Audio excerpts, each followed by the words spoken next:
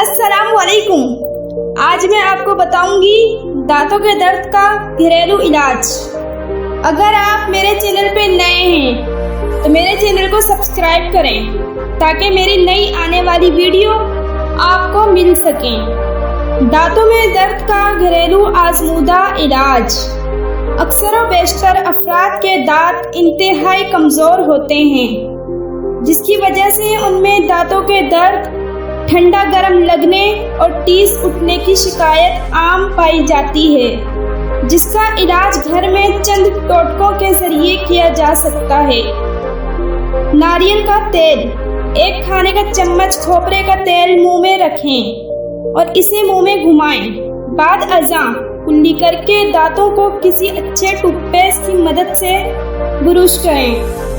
एक चम्मच नारियल के तेल में 6 कतरे लौंग का तेल मिलाएं और मुतासिरा दांतों और मसूड़ों पर मल लें। इससे भी फौरी आराम मिलेगा। नमक मिला पानी, आधा चाय का चम्मच नमक 1 गिलास नीम गर्म पानी में मिलाकर इससे कुल्लियाँ करें। नमक में मौजूद एंटीसेप्टिक खुसूसियात दांत के दर्द को कम करने में मदद देती हैं।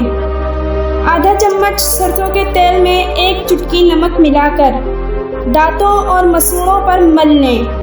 इससे मसूड़ों में मौजूद मुज़र सेहत मवाद निकल जाएगा और दर्द में फौरी आराम आएगा।